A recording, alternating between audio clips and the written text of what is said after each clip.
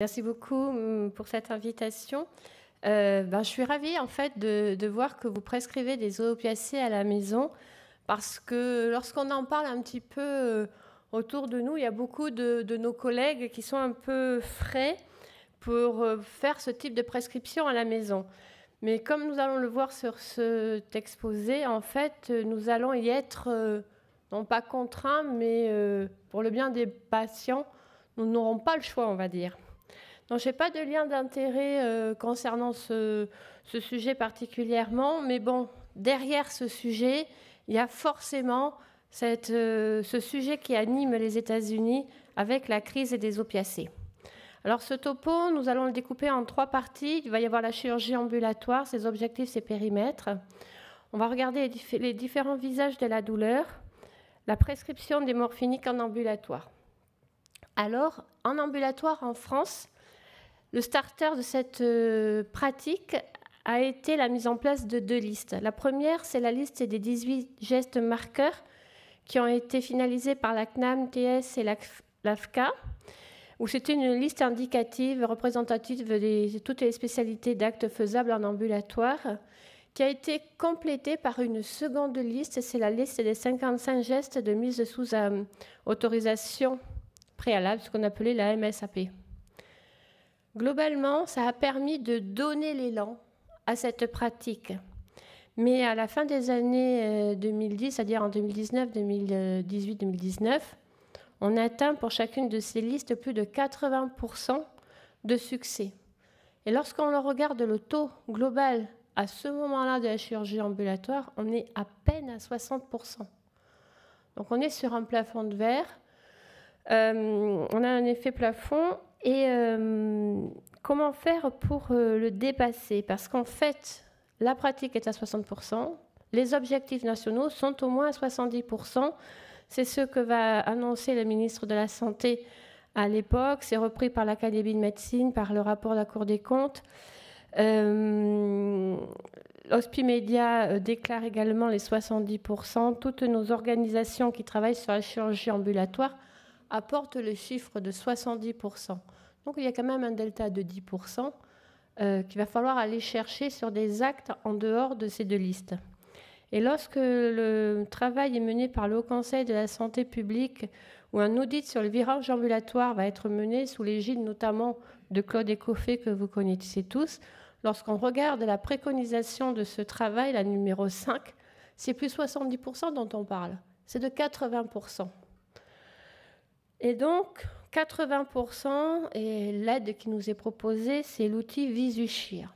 Est-ce que vous connaissez dans cette salle l'outil Visuchir? Ceux qui disent oui, lèvent la main. Vous êtes un peu moins nombreux, on va dire. Donc, vous allez voir en quoi cet outil peut nous accompagner dans notre démarche.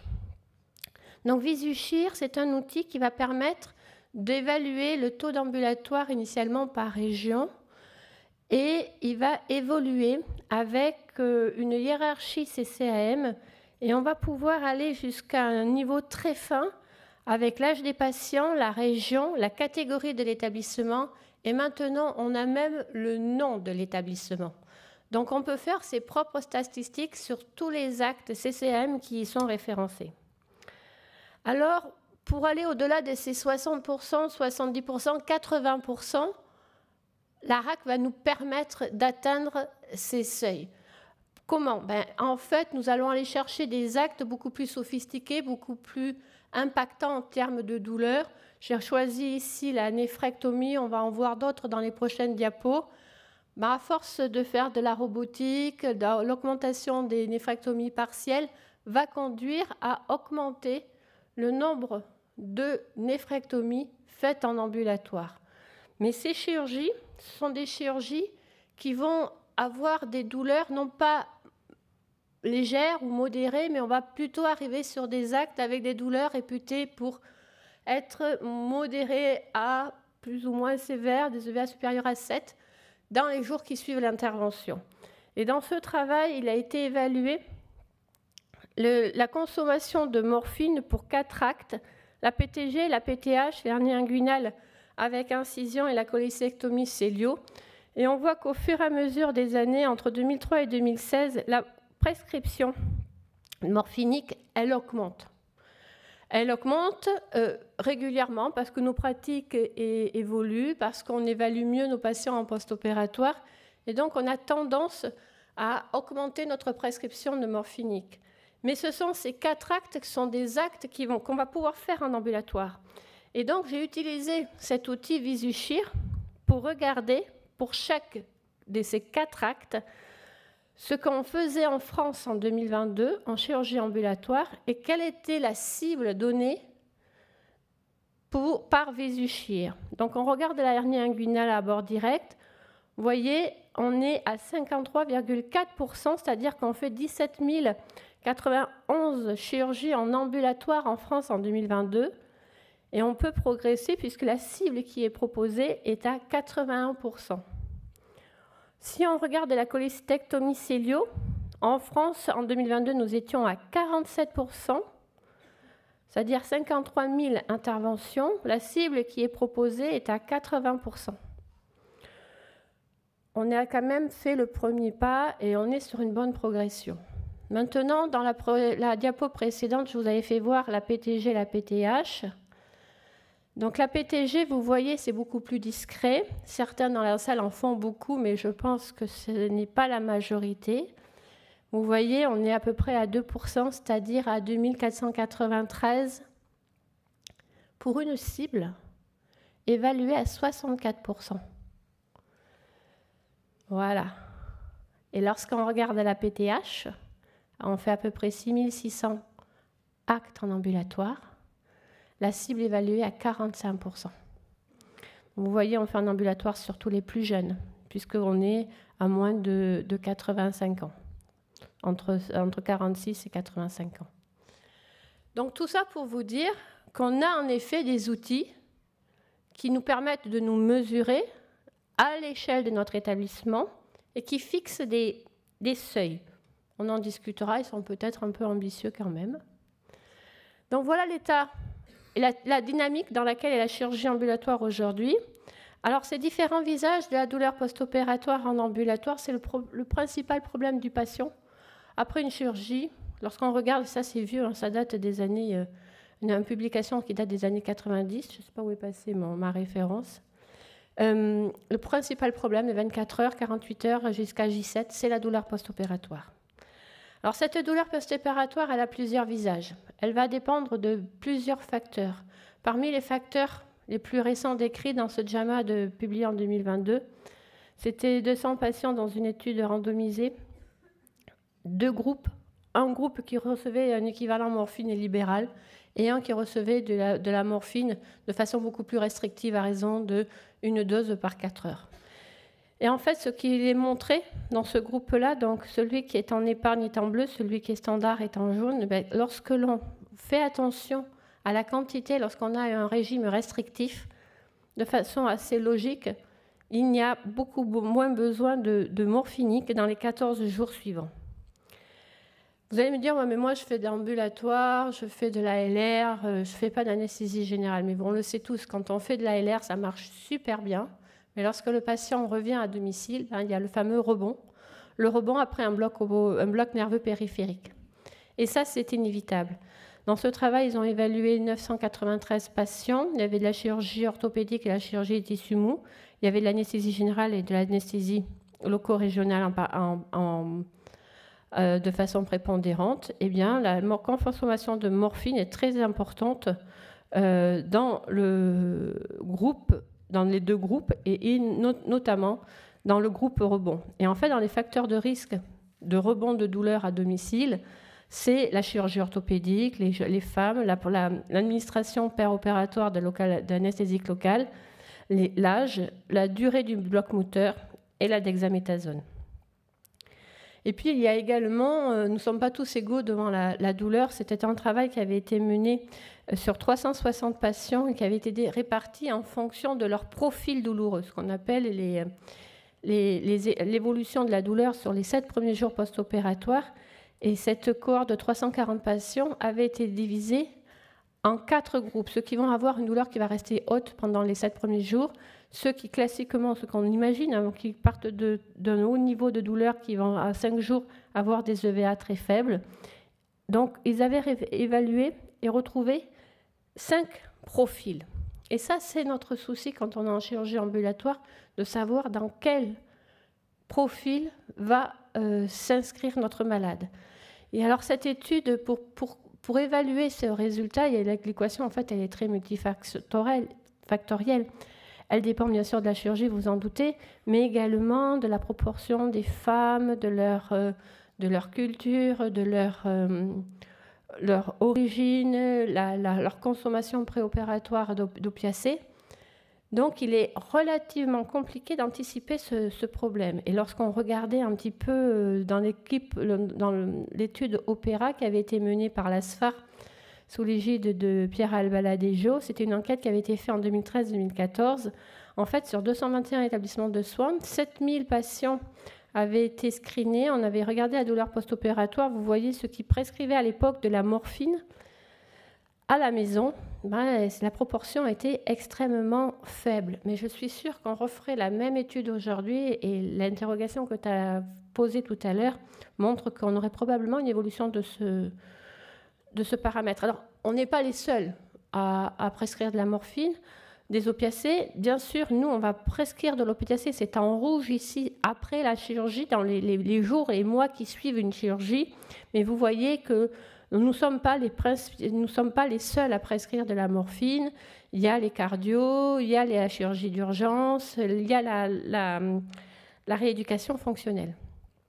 Donc, une chirurgie ambulatoire toujours plus haut, des visages de la douleur que l'on connaît, mais difficiles à anticiper parce qu'elles vont de plus en plus avoir besoin d'une individualisation, d'une personnalisation de cette prescription de prise en charge de la douleur. Donc, ça devient plus touchy de faire de la morphine peut-être. Lorsqu'on regarde un petit peu sur ce travail qui était une enquête téléphonique sur 3412 patients, 25 types de procédures, les patients étaient naïfs de la morphine dans 91% des cas. Et lorsqu'on regarde un petit peu ce qu'ils ont consommé, ce qu'ils ont pris, quand c'est qu'ils ont arrêté, ils avaient tous une prescription de morphine sur 7 jours. Mais on voit que 28% des patients vont dire « moi, j'en veux trop de médicaments, trop de morphine ». Et il y en a 10% qui disent « moi, j'en avais pas assez ». Et lorsqu'on regarde un petit peu quand c'est qu'ils vont arrêter, il y en a qui vont arrêter à J3, d'autres qui vont arrêter à J5, vous voyez, 53, 64 et 73% à J7. Malgré tous la même prescription. La question, mais qu'est-ce qu'ils font de ces morphines ? Le même travail avait été fait par des chirurgiens. Alors, vous savez, les chirurgiens, ils disent toujours qu'ils ont leurs malades n'ont jamais mal. Ça, c'est le refrain qu'on entend tous. Donc, 113 patients, beaucoup plus petits comme cohorte, de la chirurgie de peau et des tissus mous, simple, complexe, des laparoscopies, simple et complexe, laparotomie majeure, chirurgie inguinale, toujours en ambulatoire. En fait, le nombre d'opioïdes donnés, vous le voyez ici, était entre 16 et 24, en gros. Et les patients vont en prendre entre 0 et 2, avec des intervalles de confiance extrêmement larges. Donc déjà, on voit bien que c'est compliqué d'adapter au mieux et au plus près des besoins du patient la prescription de morphine. Et puis après, qu'est-ce que devient, ils avaient dans cette enquête, que deviennent les médicaments ? Alors certains disent, mais on les a gardés, on ne sait jamais. Les autres, ils ont jeté à la poubelle. Certains les ont ramenés à la pharmacie, 13%. D'autres ont trouvé judicieux de les mettre dans les toilettes. Et puis d'autres, je ne sais pas. Donc globalement, il y a un sujet sur combien on en donne et il y a un sujet sur qu'est-ce qu'on en fait. Dans ce travail, pareil, c'était des patients naïfs de toute prescription d'opiacés avant l'intervention. C'est 5 millions de patients. 55% des patients reçoivent un opiacé pour la douleur post-opératoire, donc c'est à peu près, on va dire, 1 sur 2. C'est pareil, ils avaient tous une prescription d'opiacé pour 7 jours. Eux, ils vont arrêter en gros leur traitement en 5 jours. et il y a une consommation en milligrammes de morphine, en équivalent de morphine, de 240. Et en fait, ils ont regardé les facteurs de risque de consommation au long cours de la morphine après une chirurgie. Ils ont identifié 2 facteurs, les patients qui avaient besoin de plus de 7 jours de traitement morphinique et ceux qui consommaient plus d'un équivalent morphine en milligrammes de 440. Et alors, est-ce que ça pose un problème? Mais en fait, derrière toute cette discussion, il y a le spectre un petit peu de ce qui se passe aux États-Unis, avec cet article qui a été publié il y a quelques jours sur la crise des opioïdes. C'était la une, je crois que c'était mardi dans Le Monde. La 4e vague d'overdose est sans précédent. Donc, dans les années 2000, c'est la première vague avec des opioïdes, mais pas de fentanyl. La 2e vague, c'est l'héroïne. La 3e vague, dans les années 2013, en bleu, c'est le fentanyl, mais sans stimulant associé. Et là, ce qui apparaît, les premiers chiffres qui sortent, c'est qu'on est dans la 4e vague. Et vous voyez que son ascension est assez vaillante. C'est les surdosages, le décès des patients avec fentanyl associés à des stimulants.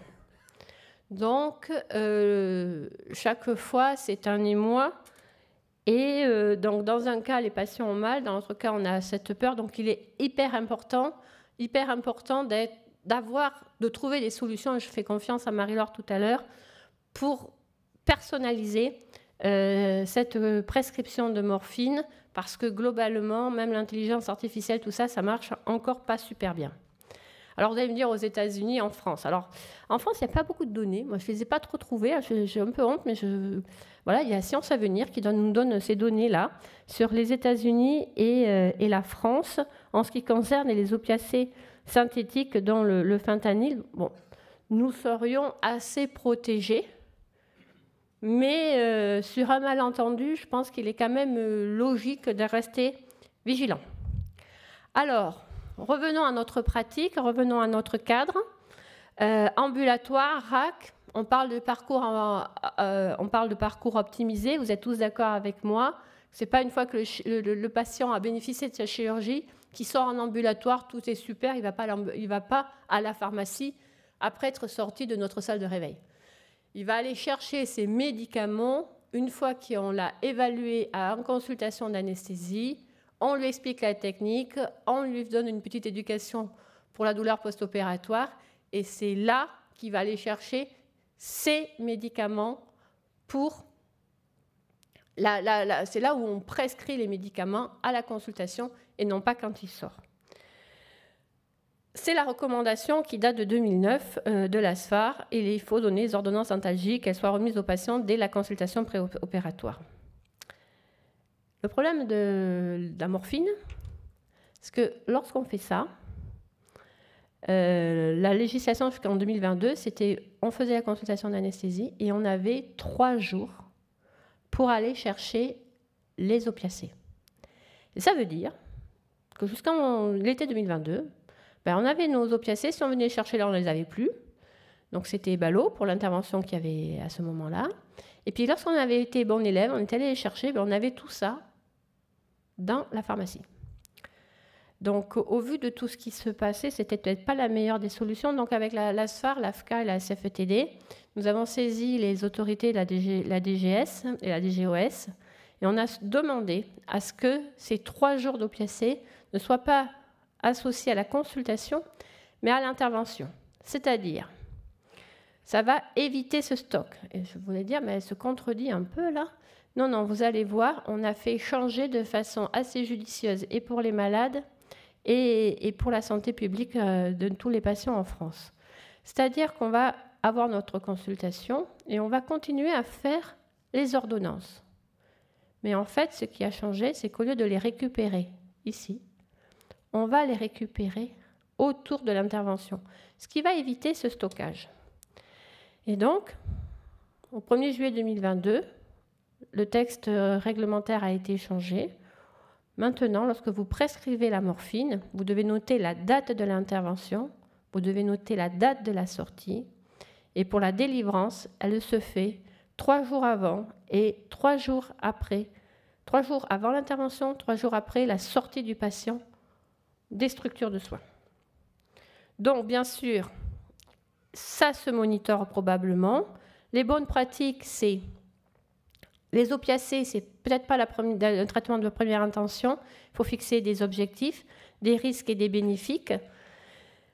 Favoriser toujours la libération immédiate, favoriser la plus faible dose, prescrire des durées courtes, avoir des stratégies pour évaluer nos patients, savoir les surveiller, éviter la prescription simultanée d'opioïdes et de benzodiazépines. Donc, en conclusion, la chirurgie lourde en ambulatoire, c'est inévitable. Donc, on aura besoin d'accompagner les patients avec des prescriptions d'opiacés. Donner de la morphine en post-opératoire, il n'y a pas un standard qui marche pour tout le monde. Une personnalisation des prescriptions est nécessaire et donc une éducation. Et donc, il faut garder le lien avec les patients. Donc ça, Marie-Laure va peut-être nous donner des solutions. Et donc, suivre ces prescriptions de morphine me paraît indispensable. Je vous remercie.